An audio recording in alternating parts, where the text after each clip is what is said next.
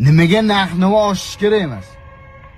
Erim yo'q, kelishtirib bering, qiynalib qoldim deyapti-da. Tashqariga chiqib bivaydiga o'tirib ketyapti. Nimaga narx-navo oshish kerak emas? Yangi mashina chiqsa yugurib borib olasizlar-yu. 30 mingmi, 40 ming dollarmi?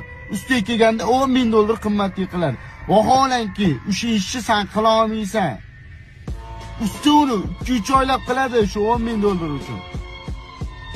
Nimaga narx-navo oshish kerak emas? Nima?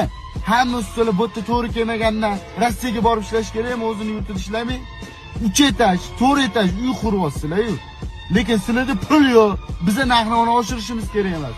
Biza Matizda sizlar o'z cho'tki mashinada Li7larda yurishinglar kerak. Ha? Sizlar qimmat bo'lib ketibsizlar. Qimmat bo'ladi, mehnat bu. O'sha ishni sen qila olmaganing uchun pul to'laysan. Ya, bunaqasi ketmaydi. Xudo xolisa men yashirkanman, hayot bo'lar ekanman. Inshaalloh sababini qilaman. Ustalarning narx-navosini oshiraman. Bu sun'iy hammaga oshirish degani emas. Kerak bo'lsa